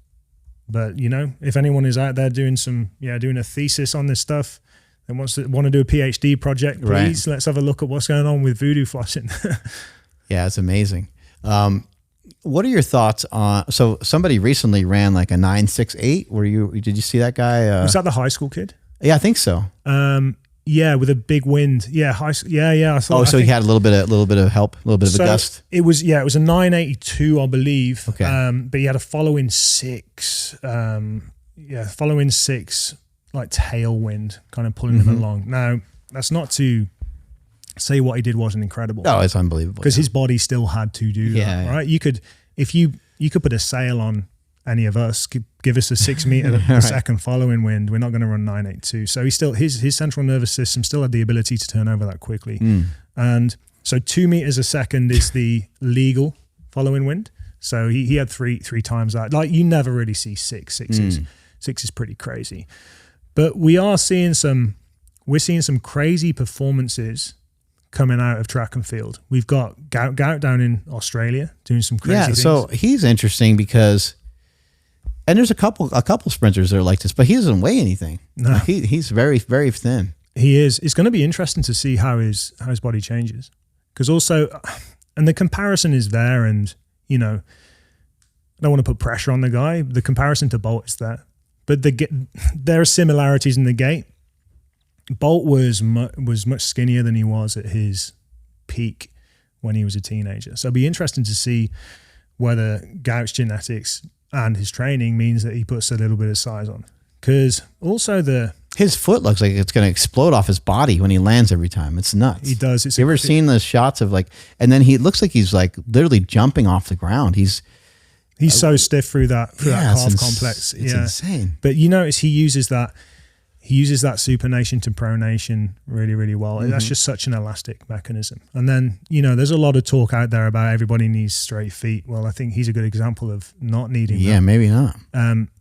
You know, if he gets hurt in the next few years, somebody's going to say, I told you so. But yeah. I really am going to touch wood now because I want to see him break a world record one day. He's an incredible prospect. It's hard to say that everyone needs straight feet for everything. You know, it's hard to say. I think that, look, you're walking down the street, you're moving around at low intensity. It's not any problem for you to, most likely it's probably going to be in your best bet to have straight-ish feet. Yeah. But I think like otherwise, I don't think it matters nearly as much because there's so many, you know, if I force myself to have straight feet while I'm trying to sprint, and I have other areas of my body that just don't really want to allow that, I'm probably going to get hurt. And I think everybody's got their own bandwidth depending on their own anthropometrics, right? So, yeah, some people are more externally rotated than others. I think if you know where your baseline is, it's much easier to know whether you're going into an area you shouldn't be. That's well said, yeah. And for him specifically, obviously he hasn't been under a huge amount, because most people will blame the weight room, blame trainers, or blame sitting down all day. He's still so young. I don't know whether any of those elements will have led to his external rotation in his feet and his hips and his tib fib joints. But yeah, he's a real prospect. It's going to be interesting to see how his physique and his abilities change over the next few years. What's his best time? Do you know? I think they did under 10. I think that recently. I think windy again under 10. Not as much of a wind as that. And I think he went 19 something again, maybe with a wind. One thing is these windy races, they're super, super useful for these athletes because it's like doing an overspeed session. So one of the biggest pet peeves for track coaches is when they work all winter and they come out to do their first few meets of the season. You want your athletes to be confident and you want them getting into race pace. So the pace that they're going to be hopefully at the landmark events, the World Championships, the World Juniors that season. And then they run into a headwind. And then you just can't, they're just not getting a good training effect. And you know, over here, you guys do it better. You'll turn a lot of races around depending on where the wind is. Whereas maybe it's changed over the last few years, but certainly in the UK, you just had a lot of fuddy-duddy officials being like, no, the races run this way, and everybody's going to run into this headwind, ruin their training, and it's such a shame. And everyone's disappointed because they ran much slower, huh? Confidence is an important thing, especially for young athletes. And the other interesting thing you'll see is there's a few examples, I think, two that stand out to me. Maurice Green, I think he ran 9.79 years before he broke the world record at 9.79 or 9.78, sorry, I believe. Windy. And then his peak world record was the same exact time. Christophe Lemaitre from France did the same thing, a really windy race in his junior years. And then he ended up running at almost exactly the same time. It's like your body's been put through that pace, assisted. And so when you develop all of the qualities that allow you to get there unassisted, then that is your ceiling. That ceiling's been set by the wind-assisted time. Yeah, it'd be interesting too to see how, you know, modern technology, what it can do for these guys, because, you know, there's been books and stuff written on this topic where people have talked about really the biggest difference in something like track is actually the shoes and the track itself. Do you know what? I got sidetracked. I was going to say. Yeah, they think like Jesse Owens is like just as fast as anybody to ever run, you know, stuff like that. Well, I think they put Andre DeGrasse, the Canadian, I think they made him run on cinder in the Jesse Owens spikes. Yeah. And I don't think it was as quick, you know, it was for a video and he's not used to that surface, Right. and everyone's going to adapt to the surface. But it wasn't as quick as Jesse Owens. And I think Bullet Bob Hayes back in the 60s maybe, and then he was an NFL player. Crazy undulating gait, you know, really weird looking runner. But I think his like flying time from one of the relays on a cinder track was still one of the quickest ever. So it is, are we improving? Is our training improving, or is it the surfaces and the equipment? With the spike technology, the cat's out the bag now, because I believe the story goes that Nike brought out a concept spike that was so good and offered so much of a performance benefit that the World Athletics said, no, we got to ban this. Those are the shoes that I want. Yeah. Well, I thought, where have all the prototypes gone? I want to try them out. Exactly. Because they're not banned in bobsleigh either. And so anyway, they brought out something that wasn't quite as, didn't offer quite as much of a benefit. And that has been the technology that you're seeing with the double carbon plate and the kind of pad in the front that they're using. But I think a lot of it came from the marathon technology, with them trying to, you know, break those world marathon records. A lot of it kind of came over from the marathon world. You have any desire to go into the enhanced games? Hey, that's a good question. No, I think I'd be past. Come on, bro. I think I'd be past it at this point. But do you know what? You know, say 10 years ago, if my career hadn't panned out how it did, maybe I think I'd probably be too paranoid at maybe the damage I could do to myself. Who knows? I think it's going to be really interesting because they're talking about making it safe, but anybody that's a competitor, they're going to blast that shit. They are, right? Exactly. If you're going in there, like you're going into an enhanced games, right? And the idea is, we're going to do it. We're going to do it well. We're going to keep people healthy. I don't really see how they're going to police that. Right. I mean, it remains to be seen. Yeah, do you think there's any world records going to get broken? I don't think so. Me neither. World records are, you know, I know they say records are meant to be broken, but like world records are very, very difficult to come by. Certainly not the real big records. You know, the 100 meters not going anywhere until that's not going anywhere. That's sitting there for at least a decade, if not longer. Like it's going to be a while. I think so. Yeah. It's interesting though, with the new technology now with the spikes, I just wonder how quick Bolt could have gone. I really wonder. I think he'd have been in the 9.4s. I really do think he'd have taken another 10th off. Steroids are interesting because they do help a lot, but my opinion would be that I think you could take a little bit of steroids and get like a tremendous amount from them without, you know, I'm sure there's still drugs now that are not as easy to detect. So I think, you know, I don't know what the athletes are doing or whatever, but I would think that it would be kind of minor. Like what it would be able to do for somebody, it would just be, it would simply enhance them, which is enough, you know, but it's not, it wouldn't be crazy. It wouldn't be like the guy, you know, is drooling at the start line and he's, you know, all veined out, looking all crazy. It wouldn't be anything like that. It would just be that the guy is like literally like a little bit faster, can recover from his workouts just a little bit better. I think those would be the compounding factors that would really be helpful, and it's probably stuff that people are already using. I know years ago, growth hormone and insulin were really big amongst the sprinting community, and you know, all these sports are a little dirtier than people would like to think that they are. Yeah, there's always people trying to cut corners, and I mean, so we had a sprinter, Dwayne Chambers, who like he got popped back in the day, but he brought a book out about it all, and he kind of just laid it all out there, exactly what he'd done, the whole protocol. And so kind of what was the design and protocol at that time for these people. This was the whole Balco scandal. He just laid that out bare, exactly what he was doing. And yeah, he had, I think he was like doing insulin after sprint sessions and stuff. And you've got to question the health side of like injecting yourself with insulin. Like, that's crazy. It's just bringing a whole nother element to the whole situation. I mean, what you're doing is already, you know, got some danger to it of you getting injured and stuff like that. But yeah, drugs, you know, coming into play, and then the guy next to you feeling like he has to take it. It's kind of an unfortunate thing. It's an interesting thing too, because, you know, I think personally, I love testosterone, and I think performance enhancing drugs are awesome, but I also understand the other side of it. It's a double-edged sword, and it can be very dangerous. And there's, I'm grateful for a company like Mimicking Health because, then you can check your blood and get all the stuff screened, and they can tell you like, bro, you need to, dial her back a little bit. Yeah. I mean, I wish we had a company like that in the UK. Marek have been very kind to me. Last time I came over, offered me a full blood panel. Oh, that's cool. And for myself, just for the health side of things, see where a lot of these markers are. And I'd encourage anybody kind of as young as you can really to get a full panel, so at least you have a baseline to know where you are. I had my son get one. He was like, "What's this for? What do I don't know if I need it." But I'm like, "Well, you're only 21, but when you're 41, maybe you'll want to know what your base was when you were 21." Well, exactly, yeah, because that could surely say you get into your 40s and you want to go on TRT. It's probably going to be better for your doctor to know where your peak levels were, so that he can design a dose that works for you. Right.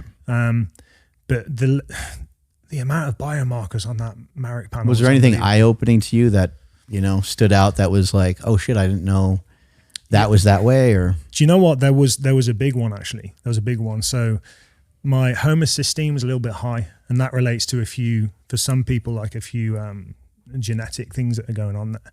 So specifically, MTHFR is one of them, and I'd had a genetic test, and it didn't flag that as an issue.